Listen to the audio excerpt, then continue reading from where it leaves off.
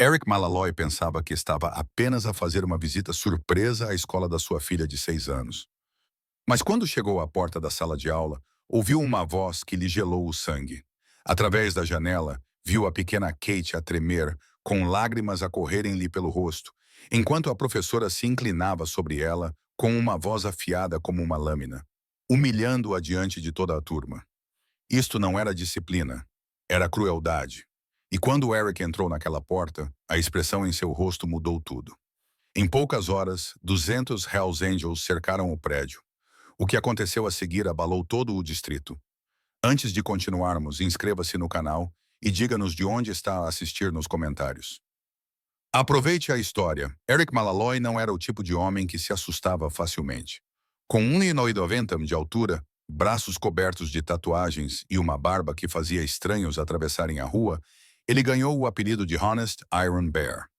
Os irmãos do seu clube o chamavam assim porque quando Eric se plantava em algum lugar, nada o movia.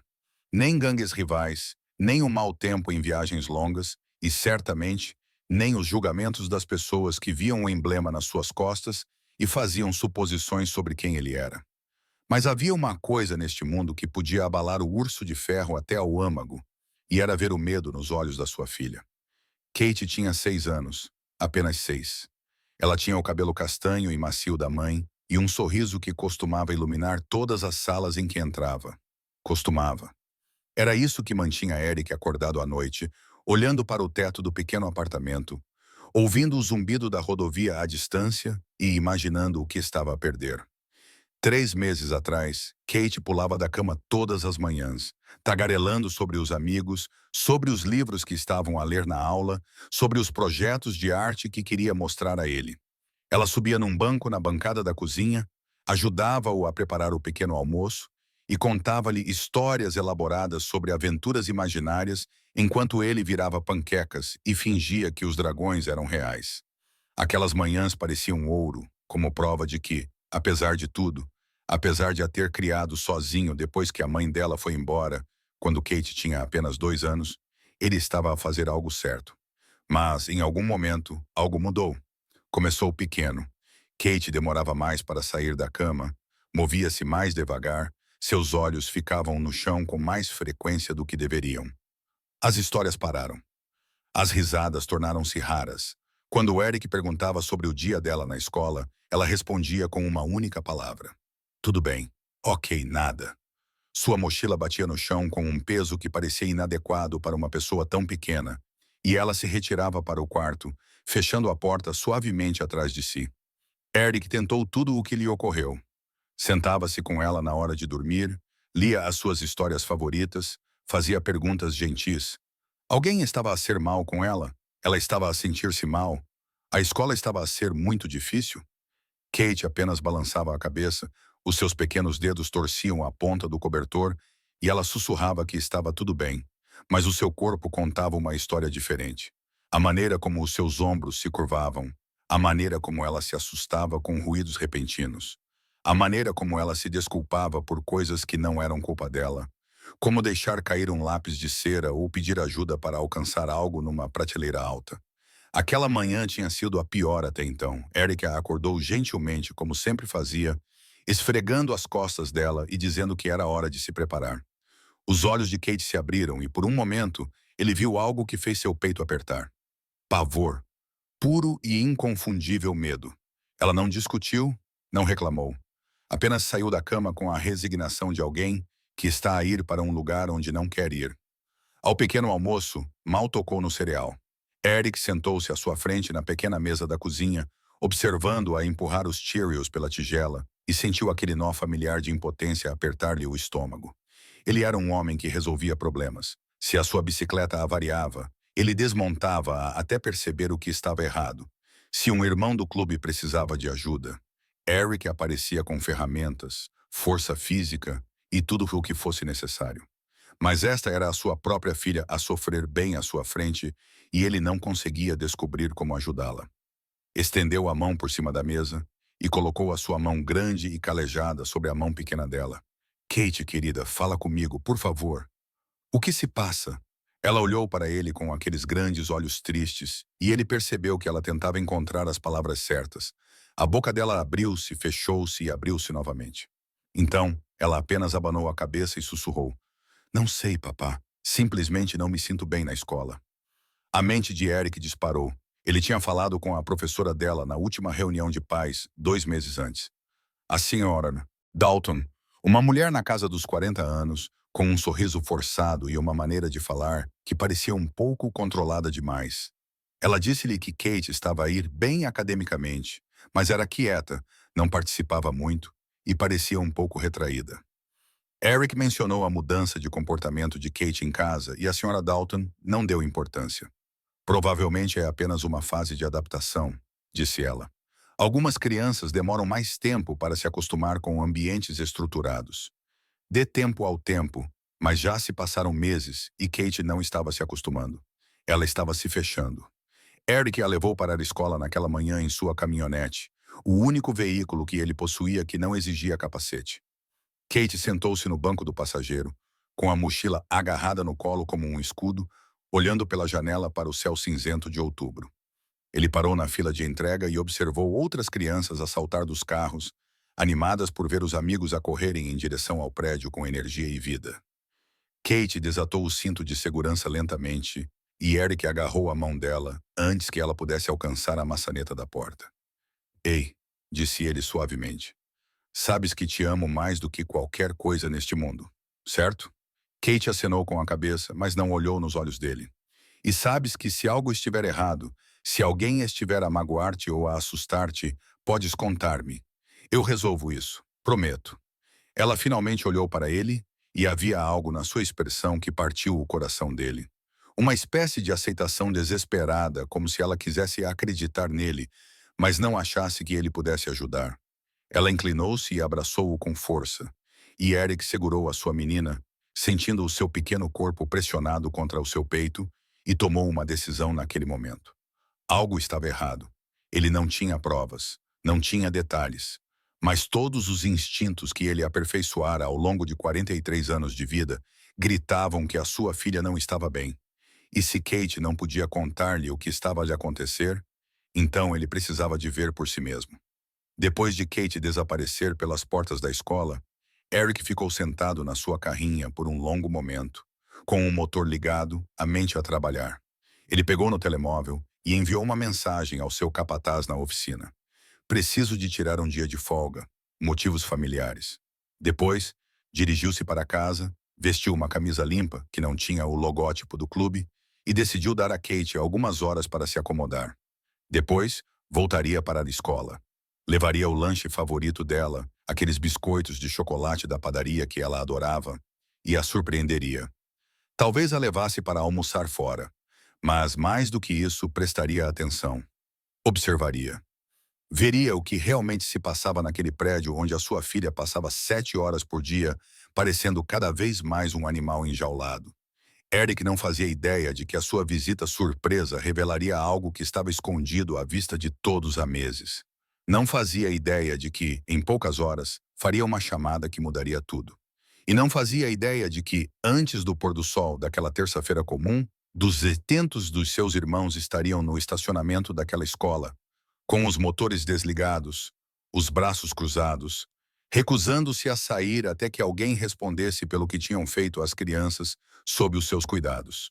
Tudo o que ele sabia, sentado na sua sala naquela tarde, a amarrar as botas e a guardar os biscoitos no bolso, era que estava farto de esperar que Kate encontrasse as palavras certas. Estava farto de confiar que os adultos naquele edifício tinham os melhores interesses da sua filha no coração. Ele iria descobrir a verdade. E qualquer que fosse a descoberta, qualquer que fosse o que estivesse a roubar o brilho dos olhos da sua menina, ele lidaria com isso da única maneira que sabia. Aparecendo, estando presente, recusando-se a desviar o olhar, porque é isso que os pais fazem. A recepção da escola primária Ridgemont cheirava a papel de cópia e ambientador de baunilha. Eric empurrou as portas de vidro às 14h15 com uma caixa branca de padaria equilibrada numa mão e ofereceu à recepcionista, atrás do balcão, o seu sorriso mais encantador. A mulher, cuja placa de identificação dizia Sra. Chun, Levantou os olhos do computador e olhou 2 vezes para ele, com seus 1,90 m de altura, jaqueta de couro e presentes gastos pela estrada. Mas Eric havia aprendido há muito tempo como deixar as pessoas à vontade quando precisava. Boa tarde, disse ele calorosamente. Sou Eric Malaloy, pai da Kate. Só queria surpreendê-la com um presentinho. Pensei em deixar estes biscoitos e talvez dizer olá, se ela tiver um minuto. A expressão da senhora Chin suavizou-se imediatamente. Oh, que gentil! A Kate está na turma da senhora Dalton, sala 112, ao fundo do corredor e à esquerda. Tenho a certeza de que ela ficará encantada em vê-lo. Eric agradeceu e seguiu pelo corredor, as suas botas fazendo um som suave contra o linóleo polido. O corredor era exatamente o que se esperaria de uma escola primária. Luzes fluorescentes brilhantes no teto, quadros de avisos cobertos com recortes de papel cartão e trabalhos artísticos dos alunos, letras do alfabeto marchando pelas paredes em cores primárias alegres. De uma sala de aula, ele podia ouvir crianças cantando uma música sobre os dias da semana. De outra, o som de uma professora lendo em voz alta, com uma voz animada e envolvente. Um grupo de alunos passou por ele, indo na direção oposta, liderado por um auxiliar de professor. As suas vozes borbulhavam de entusiasmo com algo chamado pintura em pedra. Tudo parecia tão normal, tão seguro, tão exatamente como o tipo de lugar onde uma criança deveria prosperar. Eric sentiu parte da tensão nos ombros diminuir. Talvez ele estivesse a exagerar. Talvez Kate estivesse realmente apenas a passar por uma fase, e ele estivesse a dar demasiada importância ao assunto. Talvez, em poucos minutos, ele espreitasse para a sala de aula e a visse a levantar a mão ansiosamente ou a rir com os amigos, e percebesse que tinha deixado os seus instintos protetores levarem a melhor. Virou à esquerda, seguindo os números das salas. 108, 110, 112 estava logo à frente, com a porta parcialmente aberta. Eric diminuiu o passo, não querendo atrapalhar a aula. Ele apenas daria uma olhada, chamaria a atenção de Kate, talvez acenasse para ela sair para um abraço rápido e entregaria os biscoitos. 2 minutos e ele teria ido embora, mas então ele ouviu a voz. Ela cortou o ruído ambiente da escola como uma lâmina, afiada, fria e cheia de desprezo. Eric parou de andar. A voz vinha da sala 112. Era a voz de uma mulher, a voz da senhorita Dalton, e o tom fez com que todos os seus instintos protetores se acendessem. Você é realmente tão estúpido assim? Ou simplesmente não está se esforçando? As palavras eram precisas, calculadas, feitas para ferir. Você vê mais alguém nesta sala de aula com dificuldade em algo tão simples? Vê? Eric aproximou-se da porta com o coração a bater forte. Através da janela retangular na porta, ele podia ver o interior da sala de aula. Cerca de 20 crianças estavam sentadas em carteiras dispostas em filas organizadas. Na frente da sala, em pé diante do quadro branco, estava a senhora Dalton, uma mulher na casa dos 40 anos, vestindo um casaco de malha e calças, com o cabelo puxado para trás severamente e uma postura rígida de autoridade. E à sua frente, pequena e trêmula, estava Kate. Eric ficou sem fôlego. A filha estava parcialmente de costas para ele, mas ele conseguia ver tudo o que precisava ver. Os ombros dela estavam curvados para dentro, a cabeça baixa, as mãos entrelaçadas na cintura, num gesto nervoso que ele já tinha visto tantas vezes em casa. Ela estava a tentar tornar-se menor, a tentar desaparecer. A senhora Dalton deu um passo em direção a Kate, inclinando-se para que o seu rosto ficasse ao nível do da criança. Eu fiz-te uma pergunta. És estúpida ou preguiçosa? Qual das duas? A voz de Kate saiu pouco acima de um sussurro. Desculpe, eu estou a tentar. Só não entendo. Não entendo. O riso da senhora Dalton foi áspero e sem humor. Uma criança do jardim de infância conseguiria resolver este problema. Estás na primeira classe. O que isso diz sobre ti? As mãos de Eric cerraram-se em punhos. A caixa de pão amassou-se ligeiramente sob a pressão. Ele podia sentir o pulso nas têmporas, um rugido crescente nos ouvidos. Mas ainda não se mexeu. Precisava de ver. Precisava de compreender todo o alcance do que estava a acontecer. A voz fraca de Kate tentou novamente. Desculpe, vou esforçar-me mais. Você está sempre a pedir desculpa, retrucou a Sr. Dalton. Pedir desculpa não muda o facto de que você está a desperdiçar o meu tempo e o tempo de todos nesta sala de aula. Ela gesticulou amplamente para os outros alunos. Você percebe como está a atrasar todos? Você percebe como os seus colegas estão à espera porque você não consegue fazer algo tão básico? Os olhos de Eric se voltaram para as outras crianças. Algumas estavam paralisadas, com os olhos arregalados, parecendo que queriam estar em qualquer outro lugar. Um menino na primeira fila olhava para a sua secretária, deliberadamente sem olhar. Uma menina perto da janela tinha as mãos juntas, ansiosa. Mas o que mais impressionou Eric foi que vários alunos pareciam quase entediados, como se isso fosse rotina, como se já tivessem visto isso antes, como se fosse apenas mais uma terça-feira na sala de aula da senhorita Dalton. O que Eric ainda não sabia era que Kate não era o único alvo da senhora Dalton. Ela tinha aperfeiçoado essa atuação, sabendo exatamente quando os pais não estavam a observar, quando os administradores estavam ocupados em outro lugar, quando ela tinha liberdade para agir sem testemunhas importantes. Ela escolhia as suas vítimas com cuidado, as mais caladas, as que não revidariam, as cujos pais trabalhavam muitas horas, ou que ela já tinha descartado como excessivamente ansiosas e envolvidas. Ela sabia como usar o seu charme quando os adultos estavam presentes, como soar razoável e profissional quando desafiada. Mas atrás da porta fechada, com apenas as crianças a observar, ela tornava-se outra pessoa completamente diferente. A voz de Kate interrompeu os pensamentos de Eric, mais baixa do que ele jamais a tinha ouvido. Por favor, Sr. Dalton, estou realmente a tentar. Só preciso... O que precisas é prestar atenção. A voz da Sra. Dalton elevou-se bruscamente. O que precisas é parar de dar desculpas. O que precisas é parar de ser tão... Kate recuou. Recuou mesmo. E naquele momento, Eric viu a sua filha corajosa, doce e gentil, parecer completamente derrotada. Os ombros dela caíram. Uma lágrima escorreu pela sua bochecha.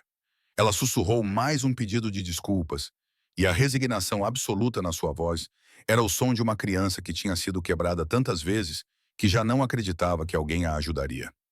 Eric sentiu algo mudar no seu peito. Todos os músculos do seu corpo ficaram tensos. O seu maxilar cerrou-se com tanta força que ele podia ouvir os seus dentes rangerem. O couro do seu casaco rangeu quando os seus ombros se endireitaram. Ele já tinha visto homens tentarem intimidar adversários em brigas de bar. Ele já tinha visto valentões agirem em todos os ambientes imagináveis. Mas isto, uma mulher adulta, alguém a quem foi confiada a educação e o cuidado de crianças, em pé diante de uma menina de 6 anos e destruindo sistematicamente o seu espírito com palavras destinadas a humilhar e diminuir. Isto era outra coisa. Isto era crueldade. Isto era abuso. E estava a acontecer com a sua filha. A senhora Dalton apontou para a secretária de Kate. Senta-te. Vamos tentar novamente amanhã. Embora eu tenha a certeza de que vais desperdiçar o tempo de todos novamente. Talvez se te importasses, metade do que te importas com as palavras da professora morreram no meio da frase. Porque naquele instante, ela olhou para cima e viu Eric parado na porta. No momento em que Eric apareceu na porta, todo o comportamento da senhorita Dalton mudou. Mas já era tarde demais. Ele tinha visto tudo. Ele tinha ouvido tudo. E a expressão em seu rosto, controlada, fria e absolutamente aterrorizante em sua imobilidade, disse-lhe que ela tinha cometido um erro catastrófico. Eric não se moveu, não falou, apenas ficou ali, ocupando a porta, com os olhos fixos na mulher que estava a destruir a sua filha.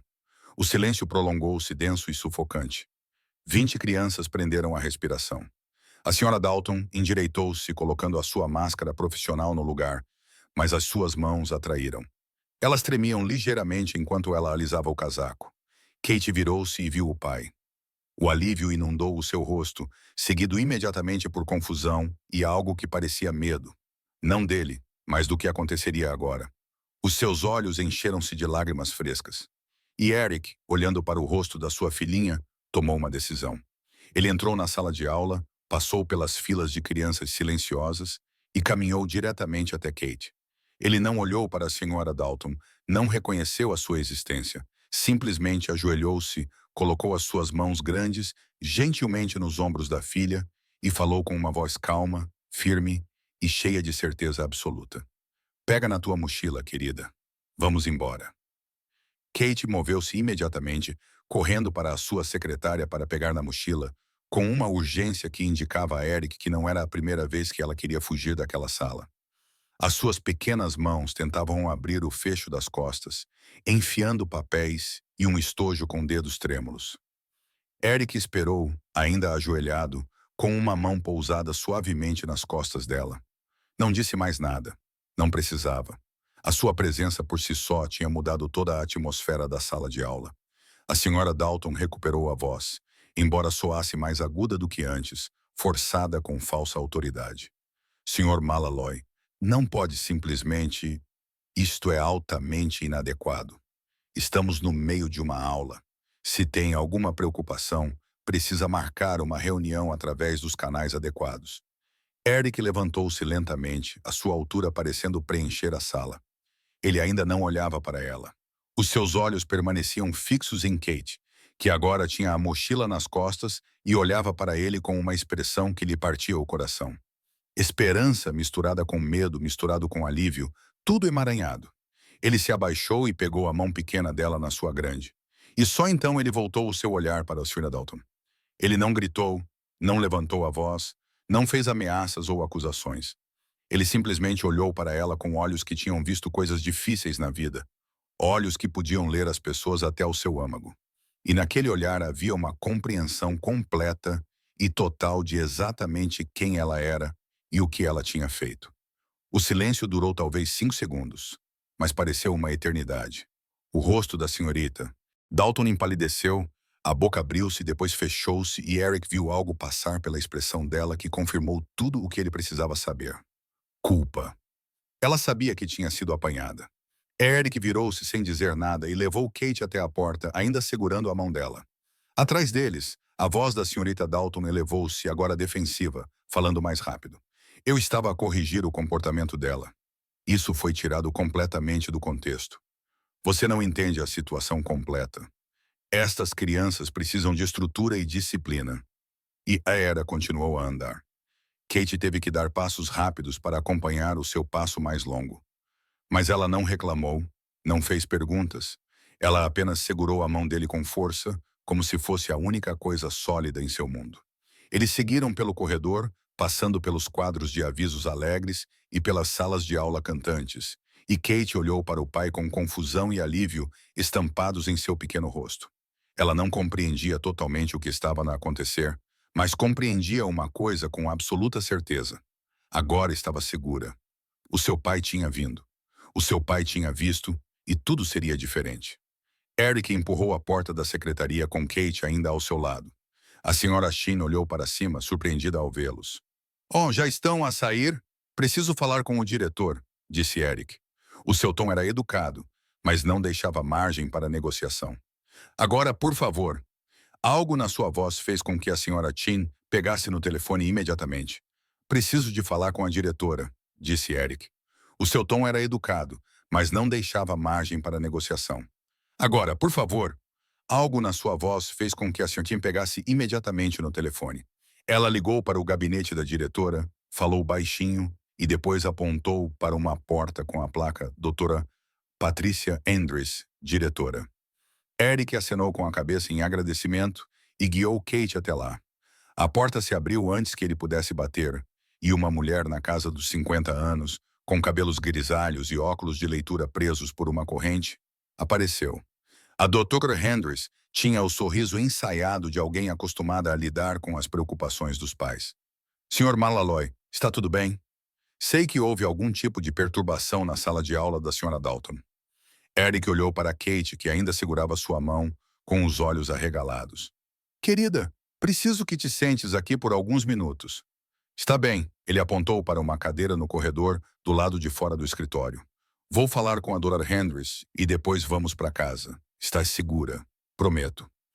Kate acenou com a cabeça e sentou-se, segurando a mochila contra o peito.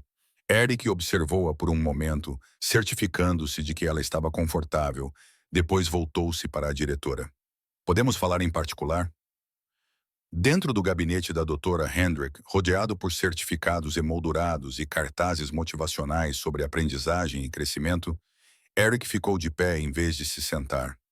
Manteve a voz firme, objetiva e calma, mas a fúria controlada por baixo dela era inconfundível.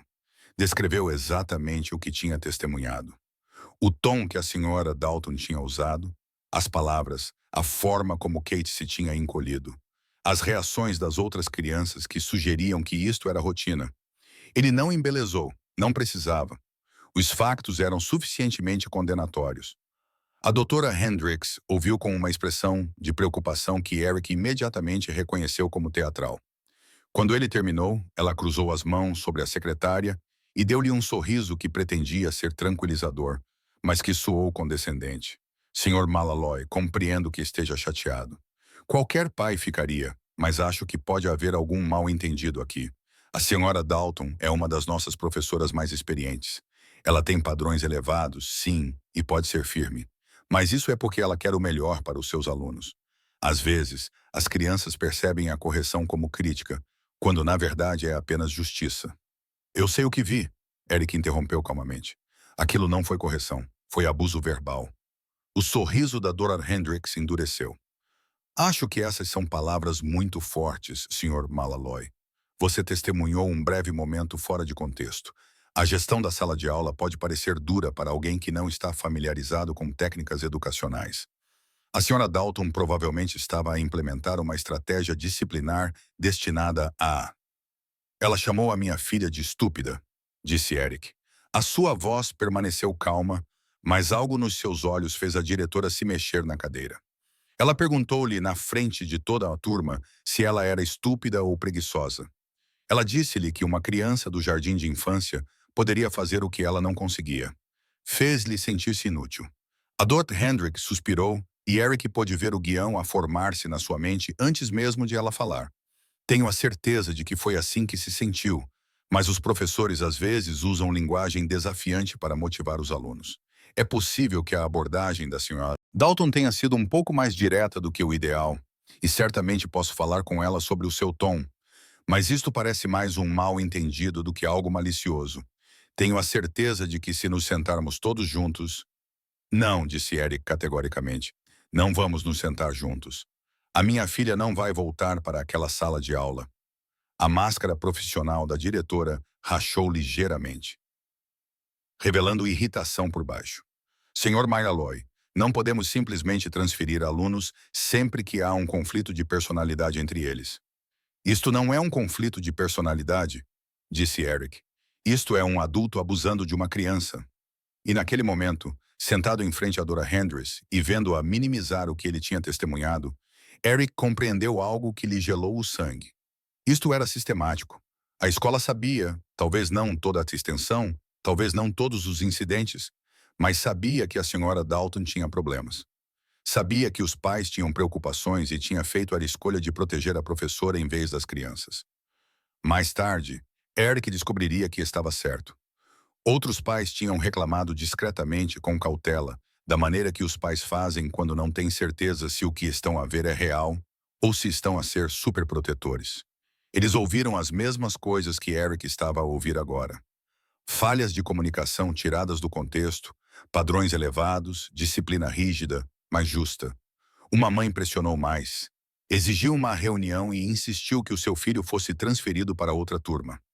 Ela foi rotulada como difícil, uma mãe helicóptero, alguém que não entendia que as crianças precisavam de aprender resiliência. As suas preocupações foram arquivadas e esquecidas. O sistema protegeu-se, e crianças como a Kate pagaram o preço. Eric endireitou-se em toda a sua altura. Vou retirar a Kate desta escola com efeito imediato. Vou apresentar uma queixa formal ao distrito e se descobrir que outros pais se queixaram da Sra. Dalton e foram ignorados, haverá consequências. A doutora Hendricks também se levantou, a sua postura profissional transformando-se em defensiva. Sr. Malaloy, acho que está a exagerar. Se pudesse acalmar-se e pensar racionalmente sobre isto. Estou calmo, disse Eric, e era verdade. Ele nunca tinha estado tão calmo na vida. Também estou farto desta conversa. Entrarei em contato com o gabinete do distrito. Ele virou-se e saiu, fechando a porta com firmeza atrás de si. Kate levantou-se da cadeira assim que o viu, e ele ajoelhou-se novamente, ficando ao nível dos olhos dela. Colocou as mãos nos ombros dela e olhou-a nos olhos com absoluta certeza. Nunca mais vais voltar para aquela sala de aula. disse ele. Nunca. Entendes? Os olhos de Kate encheram-se de lágrimas, mas desta vez eram lágrimas diferentes. Alívio. Libertação. Ela jogou os braços ao redor do pescoço dele e agarrou-se com força. E Eric envolveu-a nos seus braços e levantou-se, levantando-a facilmente. Ela estava a ficar grande demais para carregar, mas naquele momento ela precisava de se sentir pequena, protegida e segura.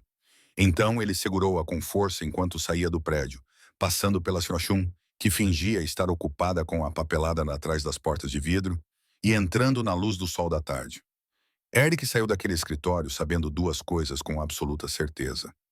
A sua filha nunca mais enfrentaria aquela mulher, e isso estava longe de ter acabado. Ele colocou Kate no banco do passageiro da sua caminhonete, certificou-se de que ela estava segura, depois subiu no banco do motorista e ficou sentado ali por um longo momento, com as mãos no volante e o maxilar cerrado. Então, ele pegou o telemóvel e fez uma ligação, apenas uma. O telefone tocou 2 vezes antes que uma voz rouca lhe atendesse. Iron Bear, e aí, mano? Eric olhou para Kate, que o observava com aqueles olhos grandes e confiantes, e sentiu algo se acomodar em seu peito. Algo duro, inabalável e absolutamente certo. Preciso do clube, disse ele baixinho. Alguém machucou a minha menina. E preciso que todos saibam que isso não é aceitável. Houve uma pausa do outro lado da linha. Então, onde e quando? Eric disse-lhe, terminou a chamada e saiu daquele estacionamento, sabendo que, dentro de 1 hora, o mundo entenderia algo muito importante. Podia-se ignorar um dos pais. Podia-se manipular um pai. Podia-se esconder-se atrás da proteção institucional, da cortesia profissional e de alegações de falha de comunicação. Mas não se podia ignorar 200 motociclistas que se recusavam a sair até que alguém respondesse pelo que tinha feito.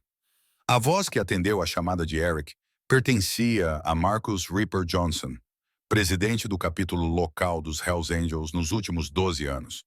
Ripper conquistou a sua posição não por meio de intimidação ou violência, mas por meio de lealdade inabalável aos seus irmãos e um instinto para saber quando as situações exigiam todo o peso da presença do clube. Ele conhecia Eric desde que Iron Bear se candidatara há 15 anos. Ficara ao seu lado durante o divórcio e segurara Kate quando ela tinha 2 semanas de idade. Então, quando a voz de Eric soou ao telefone com aquele tom particular, controlado, comedido, mas com uma ponta que indicava que algo sério havia acontecido, Ripper já estava a pegar nas chaves. Eles machucaram a minha filhinha, disse Eric. E essas 5 palavras continham tudo o que Ripper precisava de saber. Diz-me onde, disse Ripper. Vou fazer as chamadas.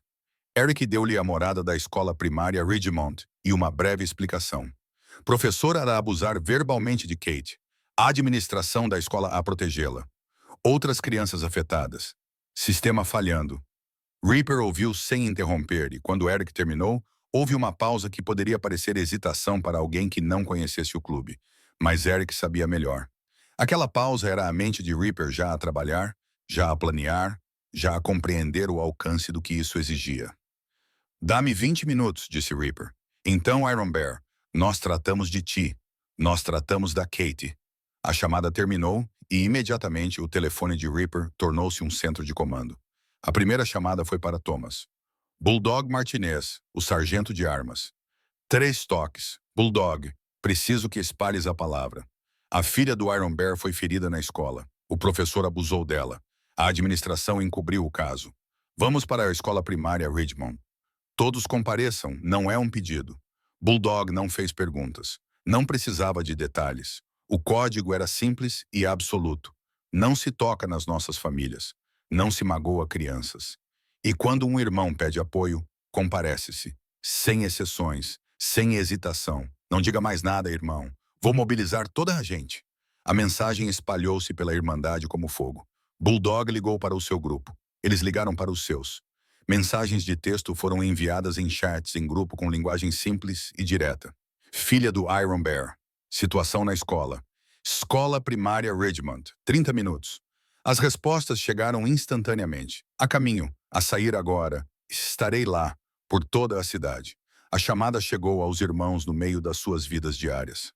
Jake Ranch Coleman estava com as mãos enfiadas num motor em reconstrução na sua oficina quando o seu telemóvel tocou. Ele leu a mensagem, limpou as mãos num pano e chamou o seu assistente. Feche mais cedo hoje. Emergência familiar. O assistente, que trabalhava para o ranch há tempo suficiente para saber o que isso significava, apenas acenou com a cabeça e começou a fechar as portas da oficina. 4 minutos depois, Ranch estava na sua moto, o motor da Harley rugindo com um som que era ao mesmo tempo uma promessa e um aviso. Daniel Doc Patterson estava no hospital onde trabalhava como enfermeiro do pronto-socorro, no meio do turno. Ele viu a mensagem durante um intervalo, leu 2 vezes e foi até a sua supervisora. Emergência familiar, preciso de sair. A sua supervisora começou a protestar. Estavam com falta de pessoal. Ele não podia simplesmente sair no meio do turno. Mas algo na expressão de Doc a fez parar. O clube não era apenas um grupo de motociclistas para esses homens. Era uma família, e a família aparecia. Vá, disse ela baixinho. Doc saiu pela porta com a sua bata, trocou para o seu equipamento de motociclista no estacionamento, e a sua moto juntou-se ao fluxo crescente rumo a Ridgemont Elementary. No clube, um edifício estilo garagem na zona industrial da cidade, onde os irmãos se reuniam para reuniões e eventos. 6 homens estavam a trabalhar nas motos e a trocar histórias quando a chamada chegou. A sala ficou em silêncio quando os telemóveis tocaram simultaneamente. Então, sem dizer uma palavra, as ferramentas foram largadas, os suportes levantados e os motores ligados. O som começou como um estrondo, depois transformou-se num rugido coletivo quando 6 motos saíram para a rua em formação. Num canteiro de obras no centro da cidade, Raymond Hammer, Cruz recebeu a mensagem e imediatamente desceu do andaime onde estava a trabalhar. O seu capataz o viu indo em direção ao estacionamento. Cruz, para onde diabos você está indo? Ainda temos mais 3 horas de trabalho. Raymond se virou e o seu olhar foi suficiente. Assunto do clube, disse ele simplesmente. O capataz, que já tinha visto aquele olhar antes, sabia que era melhor não discutir. Cuida-te, foi tudo o que disse. Num bairro suburbano tranquilo, Michael St. Anderson estava a cortar a relva quando o seu telefone tocou. Desligou o motor do cortador, ouviu a voz de Reaper a explicar a situação e sentiu o maxilar apertar-se. St. tinha 2 filhas de 8 e 10 anos. A ideia de alguém magoar uma criança, quanto mais a filha de um irmão, fez algo primitivo surgir no seu peito. Chego aí em 15 minutos, disse ele. Entrou em casa, disse à esposa que precisava sair, beijou as filhas na testa e disse que as amava. Em seguida, vestiu o equipamento de motociclista e ligou a Road King que estava na garagem. Não se tratava de violência. Todos os homens que receberam aquela chamada compreenderam isso implicitamente. Não se tratava de uma demonstração de força para intimidar ou ameaçar. Tratava-se de presença, de aparecer, de tornar impossível para a administração da escola dispensar um pai preocupado, da mesma forma que aparentemente tinham dispensado outros antes dele. Quando um pai reclama, é rotulado de difícil. Quando 200 motociclistas se unem em solidariedade, recusando-se a sair até que alguém responda pelo que está a acontecer às crianças, sob os seus cuidados, a conversa é completamente diferente. O código que regia o clube era simples: lealdade aos irmãos, proteção da família e uma postura absolutamente inegociável de nunca magoar crianças por qualquer motivo. Esses homens vinham de todas as esferas da vida: mecânicos e enfermeiros, trabalhadores da construção civil e pequenos empresários, veteranos e comerciantes. Alguns tinham diploma universitário, outros mal tinham terminado o ensino secundário, mas todos compreendiam esse código e viviam de acordo com ele. Enquanto isso, Kate estava no apartamento de Eric com Rosa Martinez, esposa de Bulldog, e uma das poucas pessoas em quem Eric confiava completamente para cuidar da sua filha. Rosa chegou poucos minutos depois da chamada de Eric, abraçou Kate calorosamente e sugeriu que fizessem biscoitos juntas. Kate, ainda a processar tudo o que tinha acontecido, concordou silenciosamente. Agora, ela estava sentada à mesa da cozinha, pressionando cuidadosamente os cortadores de biscoitos na massa, enquanto Rosa cantarolava e conversava sobre nada em particular, dando à criança espaço para simplesmente ser. Kate não sabia que o pai tinha feito uma chamada. Não sabia que homens estavam a largar tudo pela cidade para responder.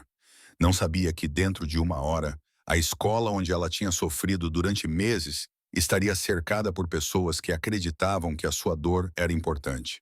Ela só sabia que se sentia segura pela primeira vez em muito tempo, e isso era o suficiente. Enquanto isso, na escola, a Sra. Dalton continuava o seu dia como se nada tivesse acontecido. Depois que Eric saiu com Kate, ela voltou para a sala de aula, alisou o casaco e dirigiu-se aos alunos restantes com um sorriso calmo. Bem, isso foi certamente dramático, disse ela com leveza. Alguns pais simplesmente não entendem como funciona a educação. Agora, vamos voltar à nossa aula de matemática. As crianças trocaram olhares, mas não disseram nada. Há muito tempo que tinham aprendido que falar só piorava as coisas. A senhorita Dalton terminou o dia letivo, dispensou a turma e ficou até mais tarde para corrigir trabalhos na sala de aula. Ela não tinha ideia do que estava por vir. Não tinha ideia de que o telefonema que Eric tinha feito iria desencadear algo que ela não poderia controlar, ignorar ou explicar. Não fazia ideia de que a sua fachada de competência profissional, cuidadosamente mantida, estava prestes a ser destruída por uma demonstração avassaladora de solidariedade. No estacionamento, a primeira moto chegou às 15h45. Depois, outra e mais 3. Às 16 horas, havia 20 motos alinhadas em filas organizadas. Às 16h15, eram 50. O som aumentava gradualmente, primeiro um ruído baixo, depois um trovão rítmico à medida que os motores entravam no estacionamento. O cromo brilhava ao sol do fim da tarde. Coletes de couro com o familiar emblema da caveira se moviam em uníssono à medida que os motociclistas desmontavam. Os suportes foram baixados e os homens assumiram suas posições. Em 30 minutos, o estacionamento que estava quase vazio se transformaria em um mar de couro e cromo. E o som seria impossível de ignorar. Ele ecoava no prédio da escola, rolava pelos bairros próximos, anunciava a todos em um raio de 800 metros que algo significativo estava a acontecer na Ridgemont Elementary. Os professores olhavam pelas janelas. Os funcionários saíam pelas portas. E lentamente começou a se tornar claro que isso não era aleatório. Não era coincidência. Era intencional. Era organizado. E isso era apenas o começo. A primeira moto a chegar foi a Reapers, uma Road Ride toda preta que ele mesmo personalizou ao longo de 2 anos. Ele entrou no estacionamento da Ridgemont Elementary às 15h45, encontrou um lugar perto da entrada principal e desligou o motor. O silêncio repentino após o barulho parecia intencional, proposital. Ele desmontou, ajeitou o colete e ficou de braços cruzados, de frente para o prédio, esperando. 2 minutos depois, outra moto apareceu. Depois outra. Em seguida, 3 chegaram juntas, com os motores sincronizados de uma forma que só se consegue após anos a andar lado a lado. Havia 20 motos dispostas em filas cuidadosas pelo estacionamento. E o som tinha mudado de motores individuais para uma presença coletiva, uma nota grave que se podia sentir no peito, tanto quanto ouvir com os ouvidos. Dentro da escola, uma professora chamada Jennifer Walsh estava a apagar o quadro branco quando o barulho começou. Ela parou, com o giz na mão, e olhou para a janela. Através do vidro, podia ver as motos a chegar uma após a outra. O seu primeiro pensamento foi de confusão. Haveria algum tipo de evento que ela tivesse esquecido? Então, a preocupação surgiu à medida que o número continuava a crescer. Ela caminhou até a janela e contou. 20 motos, 25, 30 e mais chegando. No fim do corredor, a doutora Hicks estava em seu escritório quando o telefone começou a tocar. A primeira ligação era de um pai que morava do outro lado da rua da escola. Está tudo bem aí? Há motos por toda parte. Antes que a diretora pudesse responder, outra ligação chegou. Depois outra, sua secretária bateu na porta com o rosto pálido. Doutora Hendricks, acho que precisa ver isto. A diretora caminhou até a secretaria e olhou através das portas de vidro. O estacionamento estava a encher-se de motociclistas e o rugido dos motores que se aproximavam sugeria que muitos mais estavam a caminho. A sua boca ficou seca. Ela pegou o telefone para ligar para o agente escolar, o agente Davis, mas ele já estava a dirigir-se para a entrada principal com uma mão apoiada no rádio. Lá fora, as chegadas continuavam. 50 motos tornaram-se 75. 75 tornaram-se 100. Os alunos nas salas de aula que davam para o estacionamento pressionavam os rostos contra as janelas, com os olhos arregalados de espanto. Algumas das crianças mais novas apontavam animadamente para as motos, entusiasmadas com o espetáculo. Os alunos mais velhos estavam mais calados, sentindo que não se tratava apenas de motos fixes. Isto significava algo. Os motores ecoavam na fachada de tijolos do prédio da escola, criando um som que era menos ruído e mais um anúncio. Ele se espalhou pela vizinhança, levando os moradores às varandas e janelas. Tinha peso e intenção e continuava a crescer. 100 motos, 125, 150. Eric chegou com Bulldog e Sand, entrando em formação perto de Reaper. Ele desmontou e os três homens trocaram breves acenos. Não foram necessárias palavras. Eric estava com o queixo cerrado, os olhos focados no prédio onde a sua filha havia sofrido. Ao redor deles, mais irmãos continuavam a chegar. Eles estacionaram com precisão, criando filas ordenadas que demonstravam disciplina e organização. Não era caos, era união. Às 16h30, havia 175 motocicletas naquele estacionamento. Os homens que as conduziam desmontaram e assumiram suas posições, ficando ao lado das suas motos, de braços cruzados e pés firmes. Não gritaram, não entoaram cânticos, não fizeram gestos ameaçadores. Simplesmente ficaram em silêncio, unidos, uma presença avassaladora e inegável que não podia ser descartada ou ignorada. O silêncio entre a chegada das motos era quase mais alto do que o barulho anterior. 200 homens em solidariedade, não com agressividade, mas com a certeza absoluta de que tinham todo o direito de estar ali, que não iriam embora até que alguém reconhecesse o que tinha acontecido a um dos seus. O agente Davis saiu do edifício, com a mão ainda no rádio, mas sem pedir reforços. Era um polícia veterano que trabalhava com a comunidade há tempo suficiente para saber que uma escalada pioraria as coisas. Aproximou-se do grupo com cuidado e encontrou Eric ao lado de Reaper, perto da frente. O agente Davis reconheceu Eric. Tinham se conhecido num evento escolar meses antes. "Senhor Malloy", disse o agente com calma. "O que se passa aqui?" A voz de Eric era calma, comedida e absolutamente firme. "Estamos aqui para apoiar um pai que protege a sua filha. Policial, a minha filha foi abusada verbalmente pela professora hoje. Eu testemunhei pessoalmente. A administração da escola tentou descartar isso como um mal-entendido. Estamos aqui para garantir que isso não aconteça. Não vamos embora até que isso seja devidamente resolvido." O agente Davis olhou para a multidão de motocicletas atrás de Eric, para os homens que estavam firmes e pacíficos, e fez uma rápida avaliação. Não era uma ameaça, era uma declaração. "Estão a planear alguma violência ou danos à propriedade?" "Não, senhor", disse Eric. "Estamos apenas aqui, à espera de responsabilização." O agente acenou lentamente mexeu com a cabeça. "Tudo bem, vou precisar que vocês permaneçam pacíficos e deixem a escola cuidar dos seus assuntos." Eric olhou nos olhos dele. "É exatamente isso que estamos a fazer." O agente voltou para o prédio falando baixinho no rádio, não chamando o controle de distúrbios, mas notificando os seus superiores sobre a situação. E então a mídia chegou. A primeira van de notícias parou às 16h45 com a antena parabólica apontada para o céu. Um repórter e um cinegrafista saíram do veículo, reconhecendo imediatamente a magnitude do que estava a acontecer. Outra van chegou em poucos minutos. Então, outras câmaras começaram a filmar, capturando as fileiras de motocicletas, os motociclistas silenciosos, o prédio da escola atrás deles, e então algo inesperado aconteceu. Os pais começaram a sair da escola, não para reclamar dos motociclistas, não para exigir que eles fossem embora, mas para agradecer-lhes. A primeira foi uma mulher chamada Angela Torres, cujo filho de 7 anos era aluno da turma da senhora. Ela caminhou diretamente até Eric, com os olhos vermelhos de tanto chorar, e disse: "Obrigada. Obrigada por fazer o que eu tinha medo de fazer. O meu filho está com medo da escola há 2 meses. Reclamei com a diretora 3 vezes. Ela disse que eu estava a exagerar. Atrás dela veio David Chan, pai de uma menina que estava na turma do M. Dalton no ano anterior. Tirei a minha filha no meio do ano", ele disse ao grupo de motociclistas mais próximo dele. A professora destruiu a confiança dela. Fez-lhe sentir-se inútil. Quando reclamei, disseram-me que ela apenas tinha padrões elevados. Agora sei que não éramos só nós. Mais pais apareceram, atraídos pela agitação, perguntando o que estava a acontecer.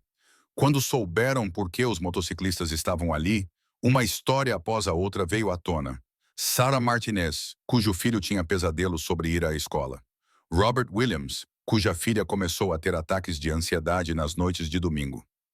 Jennifer Park, a quem disseram que as suas preocupações com os métodos de ensino da senhora Dalton eram apenas diferenças culturais nos estilos de disciplina. O que começou como a luta de um pai estava prestes a se tornar um movimento. Os pais que ficaram em silêncio durante meses, que duvidavam de si mesmos, que foram manipulados pelos administradores, que se sentiam sozinhos e impotentes, finalmente encontraram suas vozes. Eles se juntaram aos motociclistas, somando sua presença à manifestação. Ligaram para outros pais que conheciam e que tinham experiências semelhantes. A multidão cresceu, não com agressividade, mas com solidariedade. As câmaras de notícias capturaram tudo. Os motociclistas silenciosos, os pais chorosos, os administradores da escola observando nervosamente pelas janelas. E algures naquele edifício, a senhora Dalton começava a compreender que as suas ações tinham consequências que ela já não podia controlar. As comportas tinham se aberto. Pai após pai aproximava-se de Eric e dos motociclistas reunidos, e cada história que partilhavam acrescentava mais uma camada a um quadro que se tornava impossível de negar. Não se tratava de um dia mau ou de um mal-entendido. Era um padrão, uma falha do sistema, e estava escondido à vista de todos há demasiado tempo. Michael Thompson estava perto da moto de Reaper, com a voz trêmula, explicando como a sua filha Emma tinha começado a fazer xixi na cama aos 7 anos, algo que ela não fazia desde os 3, porque ela estava muito ansiosa por ir para a aula da Sra. Dalton. Levamo-la a um pediatra, disse ele, depois a um terapeuta. Todos perguntavam se algo tinha mudado em casa. Nunca pensamos em olhar para a escola. Quando finalmente perguntei diretamente a Emma, ela disse-me que a professora tinha dito que ela era a aluna mais lenta que ela já tinha ensinado. Ela tem 7 anos. Ela acreditou nisso. Lisa Chong descreveu como o seu filho Marcos começou a dizer que era estúpido, inútil, que nunca seria bom em nada. Ele estava a tirar notas máximas, disse ela, com lágrimas a correrem pelo rosto. Mas a senhora Dalton destacava-o pelos menores erros. Ela fazia-o ficar em pé na frente da turma, enquanto corrigia o seu trabalho na frente de todos. Quando mencionei isso numa reunião de pais e professores, ela disse-me que eu estava a criá-lo para ser muito sensível, que o mundo real seria muito mais difícil para ele. As histórias tinham um traço comum. A senhora Dalton era calculista. Ela sabia exatamente quando agir e quando baixar a máscara. Durante as observações oficiais, ela era profissional e composta. Quando os administradores passavam pela sua sala de aula, a sua voz era calorosa e encorajadora. Mas naqueles longos períodos em que ficava sozinha com os seus alunos, quando nenhum adulto prestava atenção, ela se tornava outra pessoa. Alguém que usava a vergonha como ferramenta de ensino. Alguém que parecia sentir satisfação em ver as crianças encolherem-se sob as suas palavras. E não foram apenas os pais que repararam nisso. 3 professores da escola saíram do edifício, atraídos pela agitação. E o que partilharam fez o sangue de Eric gelar novamente. Uma jovem professora chamada Amanda Rivers admitiu que tinha testemunhado a Sra. Dalton a repreender um aluno no corredor no ano passado. Eu relatei isso ao vice-diretor, disse ela baixinho. Disseram-me que a Sra. Dalton tinha estabilidade no emprego, que lecionava há 20 anos e que eu precisava ter cuidado ao fazer acusações contra funcionários seniores. A mensagem era clara: não agite as coisas. Outro professor, um homem mais velho chamado Gregory Stone, que estava há 2 anos da reforma, falou com culpa evidente na voz. Eu deveria ter dito algo há anos. Eu a ouvia através das paredes. Todos nós ouvíamos, mas ela está aqui há mais tempo do que a maioria de nós. E ela é amiga da administração. Pessoas que a protegem. Tenho vergonha de dizer que fingi não ver porque não queria problemas. Às 17 horas, a multidão no estacionamento tinha crescido para mais de 300 pessoas, 200 motociclistas em formação e mais de 100 pais, professores e membros da comunidade que se juntaram a eles. A presença da mídia tinha crescido para 5 vans de notícias com repórteres a conduzir entrevistas e câmaras a capturar cada momento. Isso não era mais algo que o distrito escolar pudesse administrar discretamente a portas fechadas. O superintendente do distrito chegou às 17h15, acompanhado por 3 membros do conselho escolar. O Dr. Raymond Foster era um homem na casa dos 60 anos que passara 30 anos na administração da educação. E a expressão em seu rosto, ao observar o estacionamento, dizia a todos que ele compreendia a gravidade da situação. Isso não iria desaparecer. Não poderia ser distorcido ou minimizado. A comunidade estava observando. A mídia estava a filmar e o grande número de pessoas exigindo responsabilização tornava o silêncio impossível. O Dr. Foster aproximou-se de Eric e Reaper, apresentou-se e perguntou se poderiam conversar.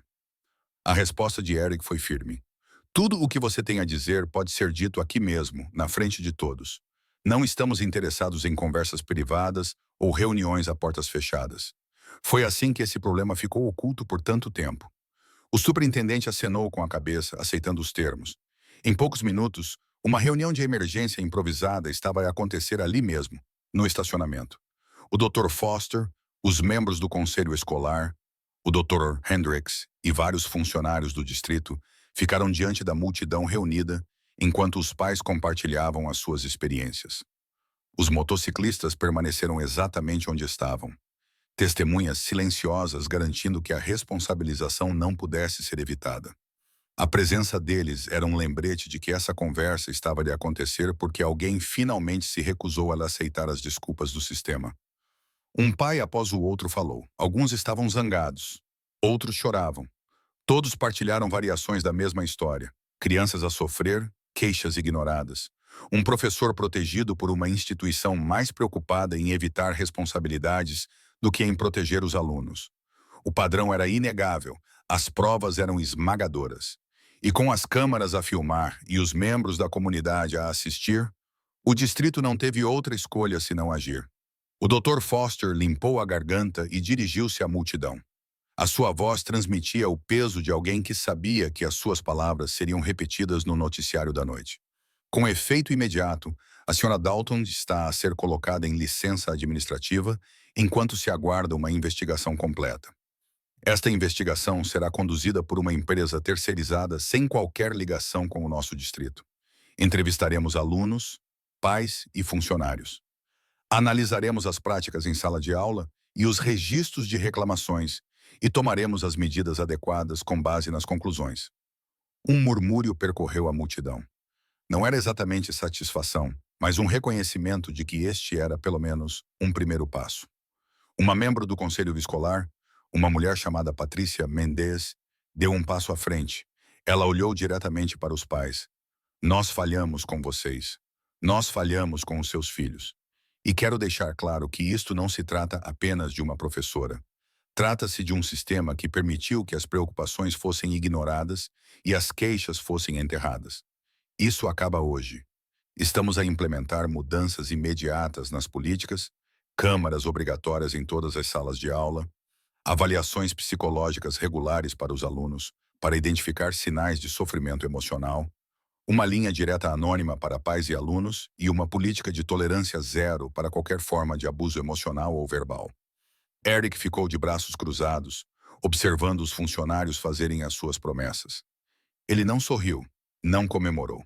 Isso não era uma vitória. Era simplesmente o mínimo que deveria ter sido feito meses atrás. Mas ele sentiu algo se acomodar no seu peito mesmo assim. Kate nunca mais teria que enfrentar a senhorita Dalton. Outras crianças estariam mais seguras e os pais saberiam que não eram impotentes. Os pais começaram a se organizar ali mesmo, no estacionamento. Trocaram informações de contato. Uma coligação foi formada. Eles continuariam envolvidos, eles concordaram. Participariam das reuniões do conselho escolar.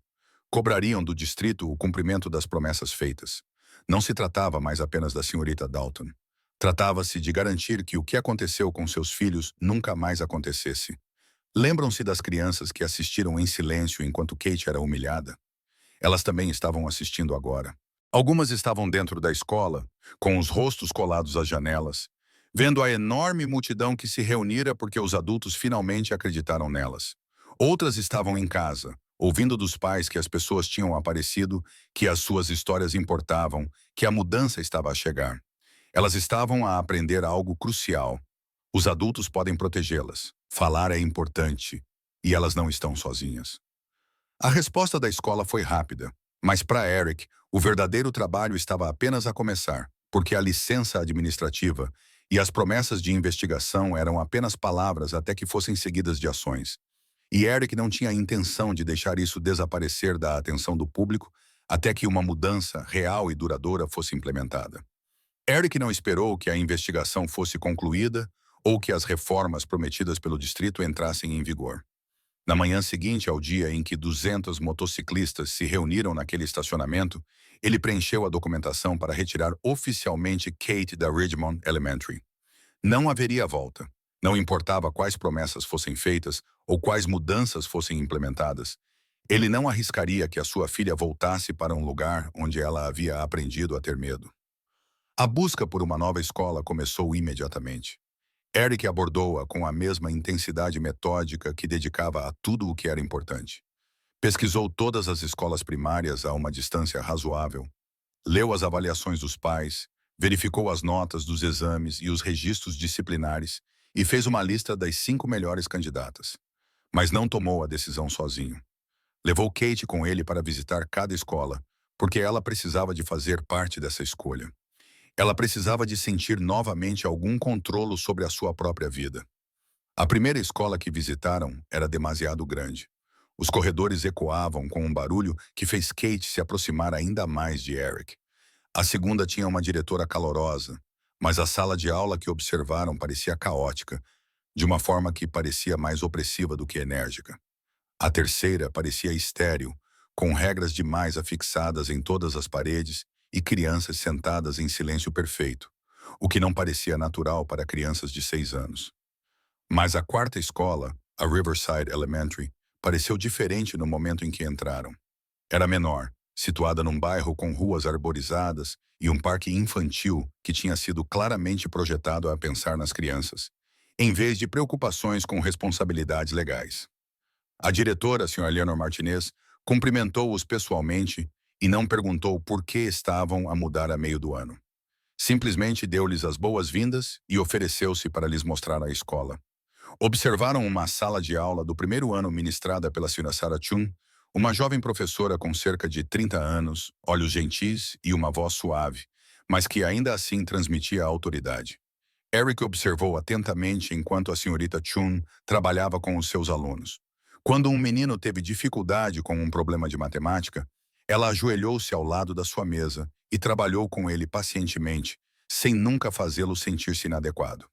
Quando uma menina derrubou um copo de lápis de cera, a senhorita Chin sorriu e disse: "Acidentes acontecem", e ajudou-a a recolher os lápis. A sala de aula tinha estrutura, mas também tinha calor humano.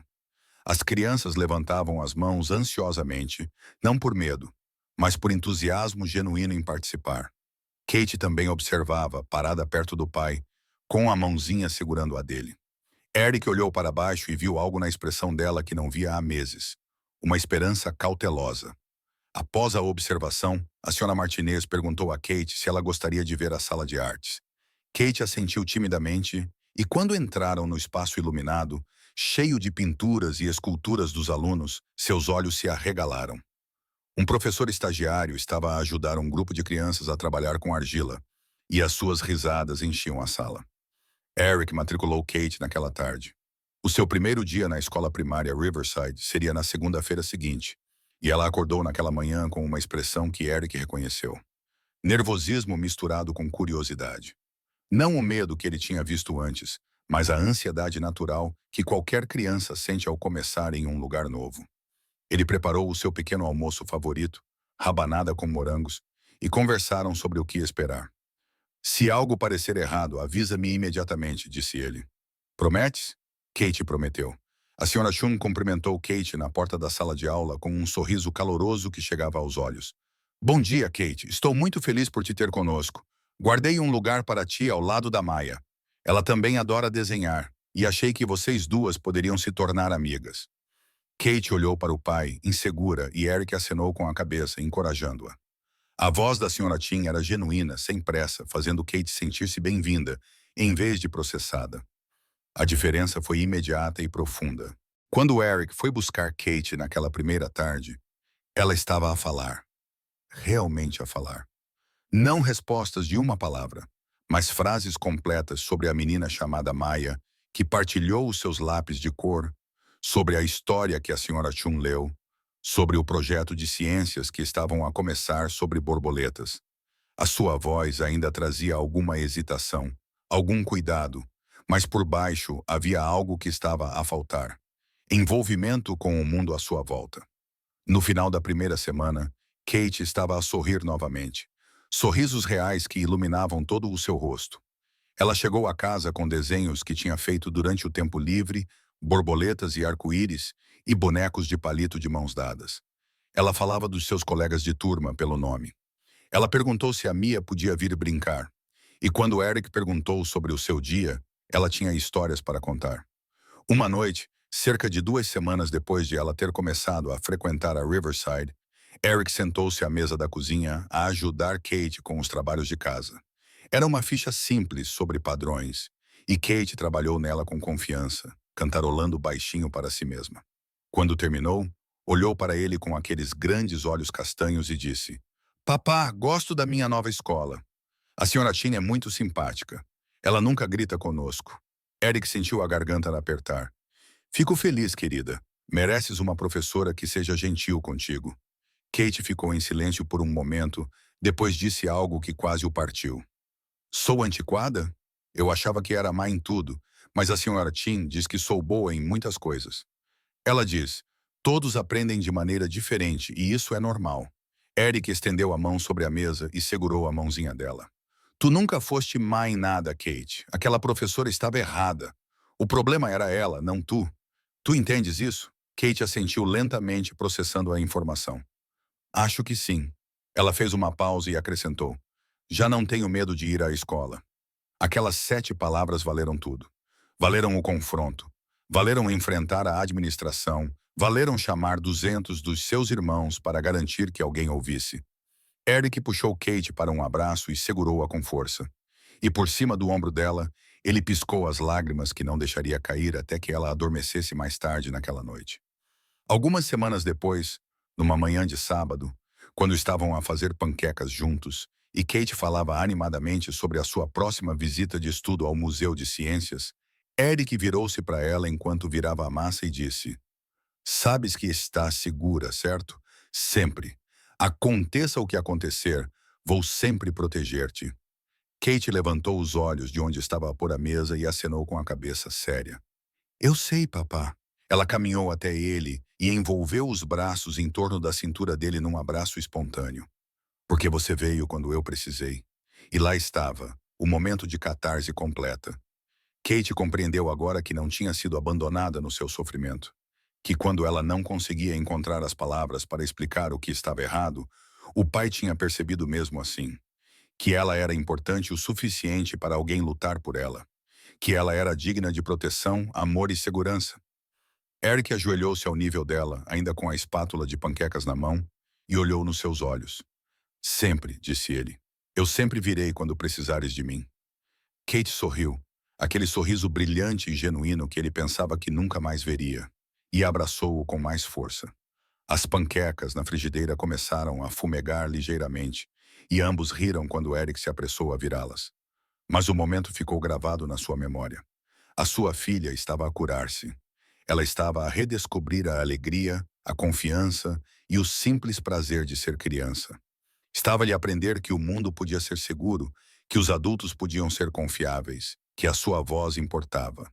Era lindo testemunhar a cura de Kate, mas o impacto daquele dia foi muito além de uma menina. Porque enquanto Eric se concentrava em reconstruir o sentimento de segurança e valor da sua filha, algo maior estava a tomar forma na comunidade ao seu redor.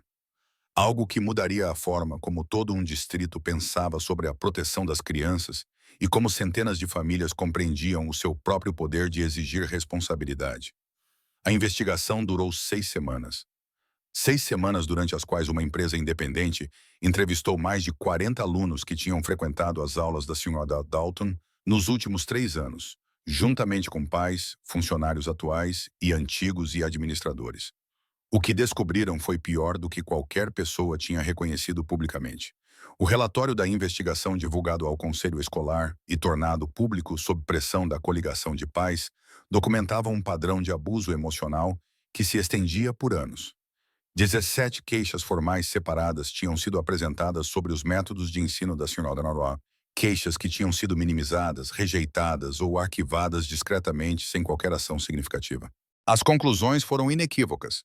A Sra. Dalton tinha usado consistentemente vergonha, humilhação e intimidação verbal como ferramentas de gestão da sala de aula. Ela tinha como alvo alunos que considerava fracos ou improváveis de revidar. Ela tinha criado um ambiente onde as crianças tinham medo de fazer perguntas, medo de cometer erros, medo de simplesmente serem crianças. E a administração da escola tinha falhado no seu dever fundamental de proteger esses alunos.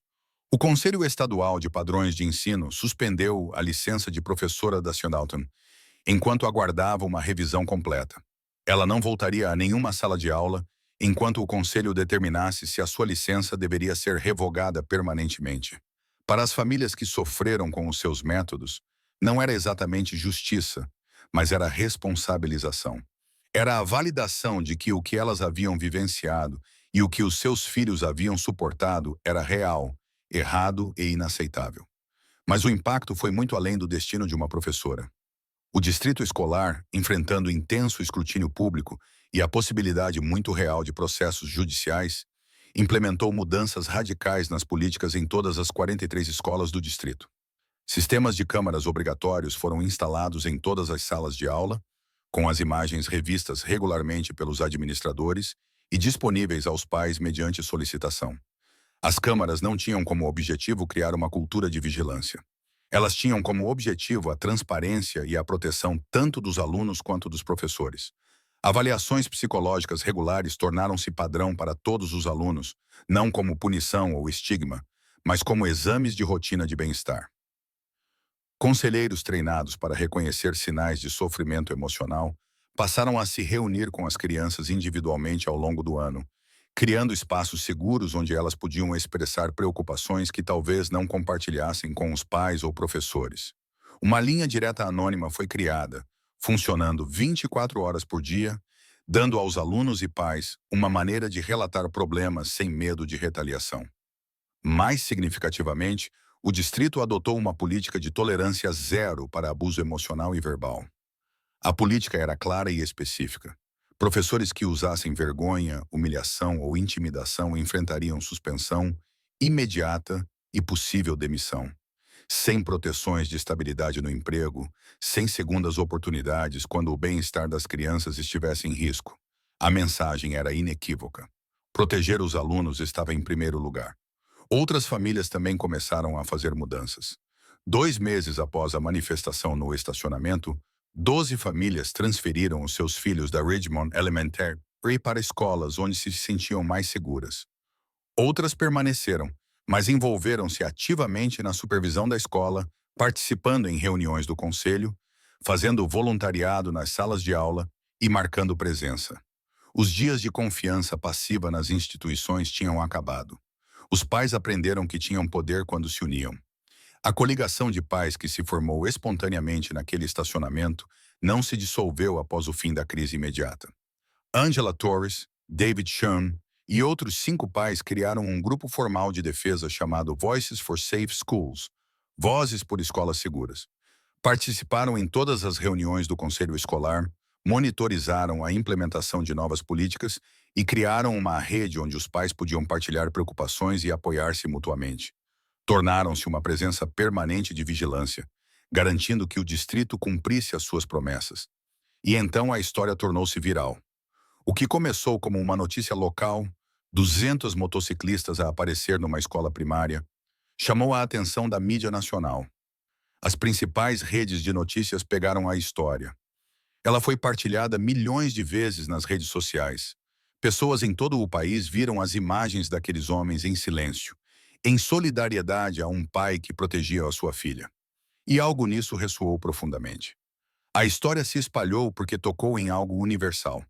O sentimento de impotência que os pais experimentam quando as instituições falham com seus filhos e a esperança de que a ação coletiva possa forçar a mudança. Em comunidades por todo o país, pais que lidavam com situações semelhantes viram o que havia acontecido em Eric City e perceberam que não estavam sozinhos. Eles não precisavam aceitar administradores indiferentes ou professores abusivos. Eles podiam se organizar. Eles podiam exigir responsabilidade. Eles podiam fazer barulho alto demais para ser ignorado. Movimentos semelhantes começaram a surgir em diferentes distritos. Em Ohio, os pais organizaram uma manifestação em frente a uma escola secundária onde o bullying era sistematicamente ignorado. No Texas, uma coligação de famílias exigiu mudanças nas políticas depois de vários alunos terem relatado abuso emocional por parte dos funcionários. No Oregon, os pais pressionaram com sucesso pela demissão de um administrador que encobriu a má conduta de um professor. Todos citaram a história de Eric como inspiração, prova de que se levantar pode funcionar. Os capítulos dos Hells Angels em todo o país perceberam como a história estava a repercutir. O que começou como um clube a apoiar um irmão evoluiu para uma missão mais ampla.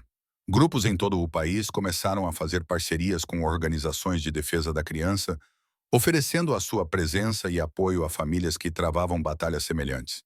Eles compareceram a reuniões do conselho escolar, apoiaram pais que enfrentavam falhas institucionais, aproveitaram a sua presença coletiva para garantir que as famílias não fossem ignoradas ou descartadas. Eric e o seu clube foram reconhecidos por organizações locais de proteção à criança pelo seu ativismo. Receberam prêmios de grupos de serviços familiares. Foram convidados a falar em fóruns comunitários sobre segurança infantil. E talvez o mais significativo, a percepção pública da Irmandade começou a mudar. A cobertura da mídia enfatizou consistentemente que estes não eram criminosos perigosos. Eram pais, tios, avós e membros da comunidade que se preocupavam profundamente com a proteção das crianças. O emblema com a caveira que antes fazia as pessoas atravessarem a rua passou a ser associado à proteção e à justiça. Aqueles 200 motociclistas não apareceram apenas por uma tarde. Eles apareceram por todas as crianças que já se sentiram impotentes diante da autoridade adulta. Eles apareceram por todos os pais que ouviram que estavam a exagerar quando seus instintos gritavam que algo estava errado. Eles apareceram por todas as famílias que precisavam de alguém para apoiá-las contra sistemas projetados para proteger instituições em vez de pessoas. A presença deles naquele dia disse algo profundo. Vocês não estão sozinhos. Os seus filhos são importantes e não ficaremos calados quando os vulneráveis estão a ser prejudicados. O impacto mais amplo se espalhou de maneiras que ninguém havia previsto.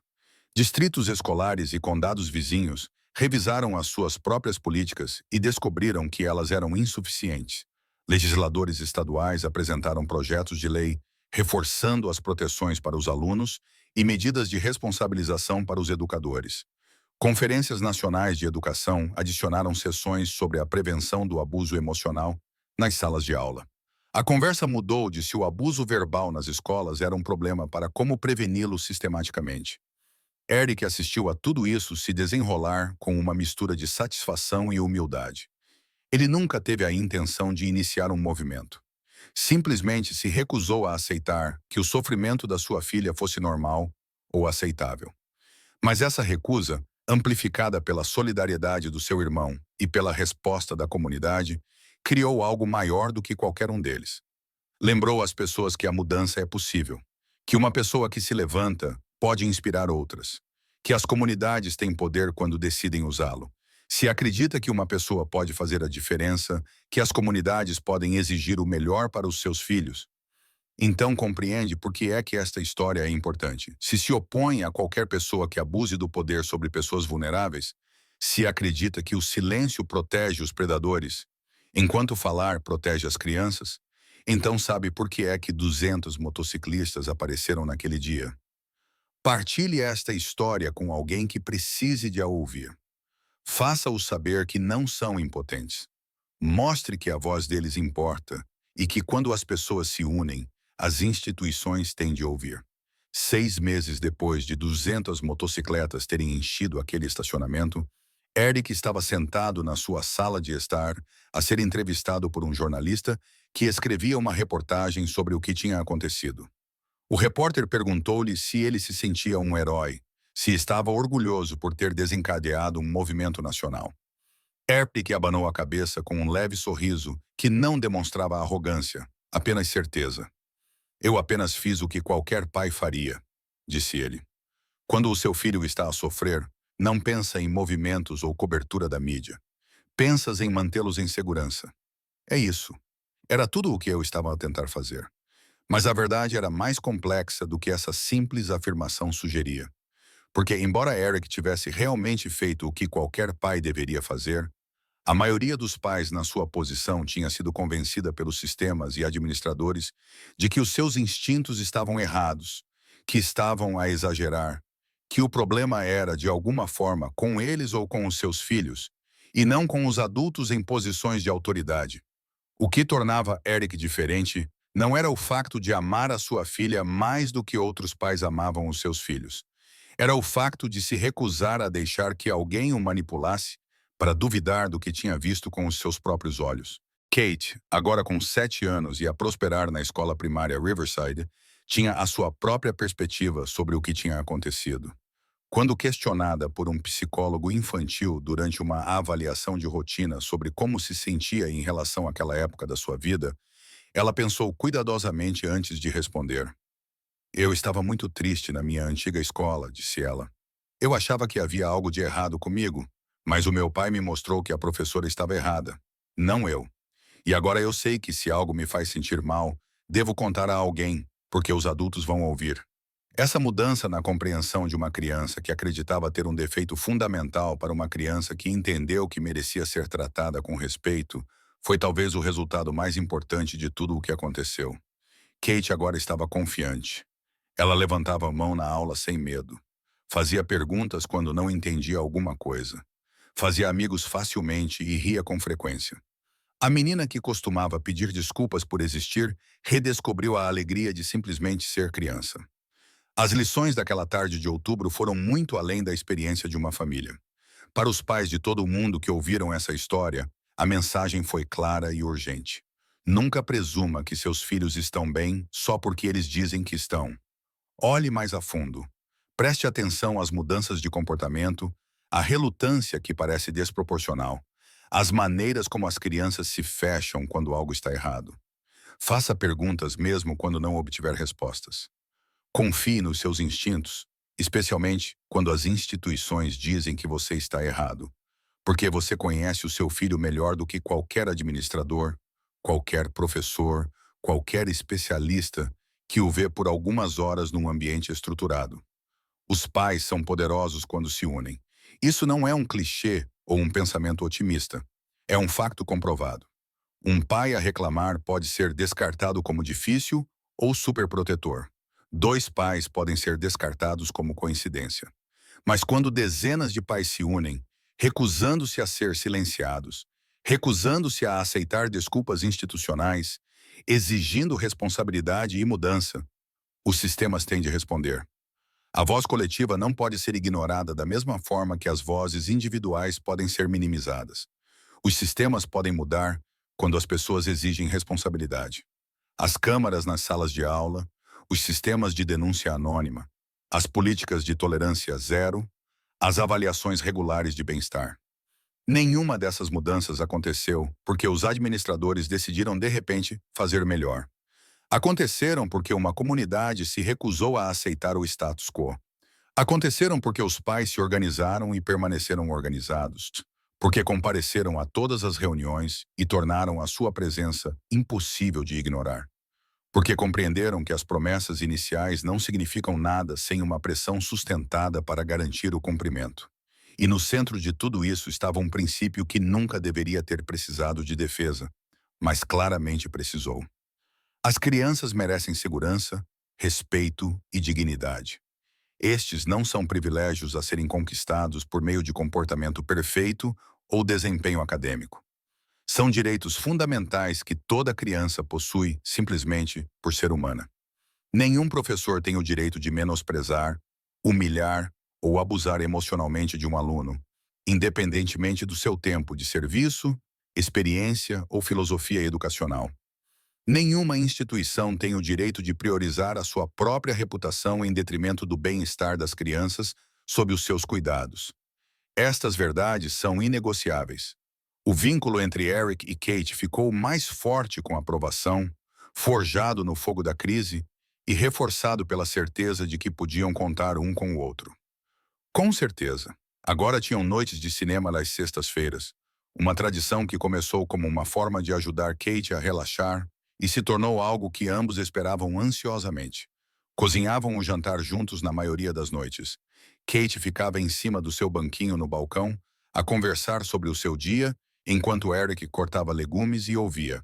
Estavam a reconstruir a normalidade, mas era uma normalidade melhor do que antes, baseada na comunicação aberta e na confiança mútua.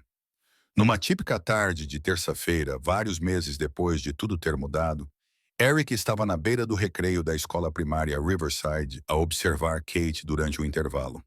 Ela estava no meio de um grupo de crianças a rir enquanto brincavam a um jogo elaborado que envolvia apanhada e imaginação. O seu rosto estava radiante de alegria, os seus movimentos livres e espontâneos. Ela tinha amigos que gostavam genuinamente dela. Tinha uma professora que via o seu potencial em vez das suas limitações. Tinha um ambiente escolar onde se sentia segura o suficiente para ser totalmente ela mesma. Eric observava a sua filha brincar e algo no seu peito relaxou. Uma tensão que carregava há tanto tempo que quase se tinha esquecido que existia.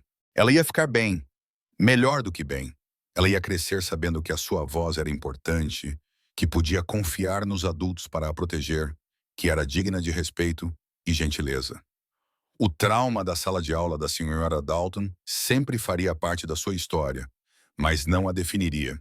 Seria um capítulo do qual ela sobreviveu, não a narrativa da sua infância.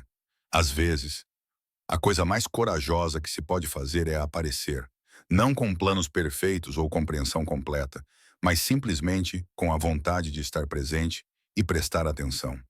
Eric apareceu naquela escola com nada mais do que biscoitos e o instinto paterno de que algo estava errado.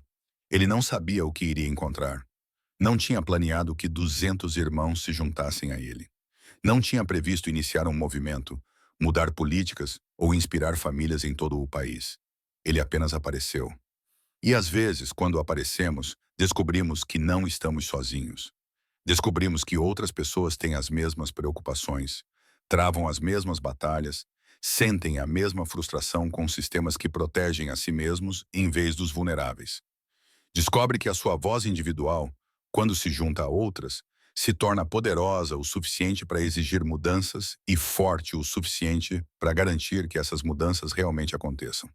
Esta história aconteceu porque um pai se recusou a aceitar que a dor da sua filha era normal, porque confiou nos seus instintos em vez das garantias institucionais, porque estava disposto a fazer barulho quando o silêncio teria sido mais fácil, porque entendeu que proteger a sua filha era mais importante do que ser educado, evitar confrontos ou aceitar a versão da realidade das autoridades. Se acredita que as crianças merecem melhor do que o que a Kate passou. Se acredita que os pais têm o direito de exigir responsabilidade das escolas. Se acredita que as comunidades têm o poder de forçar mudanças institucionais quando se unem, então esta história é para si. Inscreva-se neste canal, porque partilhamos histórias que importam. Histórias de pessoas comuns a fazer coisas extraordinárias. Histórias de coragem, comunidade e o poder de se recusar a aceitar a injustiça. Deixe um comentário a partilhar a sua própria experiência a defender o que é certo. Conte-nos sobre aquela vez em que confiou nos seus instintos, mesmo quando todos diziam que estava errado. Conte-nos sobre o momento em que encontrou a sua voz e exigiu o melhor para os seus filhos. A sua história é importante. A sua experiência pode ser exatamente o que outro pai precisa ouvir para encontrar a sua própria coragem. Partilhe este vídeo com pais que precisam saber que não estão impotentes. Quando as instituições falham com os seus filhos, você tem opções. Tem direitos. Tem o poder de se organizar, de exigir responsabilidade, de se recusar a ser silenciado. Nunca está sozinho na luta pelo bem-estar do seu filho. Existem comunidades de pais que entendem o que está a passar, que estarão ao seu lado, que sabem que proteger as crianças vale qualquer desconforto ou confronto. Eric não se propôs a ser um herói ou a iniciar um movimento. Ele apenas se recusou a ignorar o sofrimento da sua filha. E esse simples ato de aparecer, de estar presente, Prestar atenção e recusar-se a aceitar o tratamento inaceitável da sua filha mudou tudo. Não apenas para Kate, mas para centenas de crianças cujos pais encontraram a sua própria coragem no exemplo dele.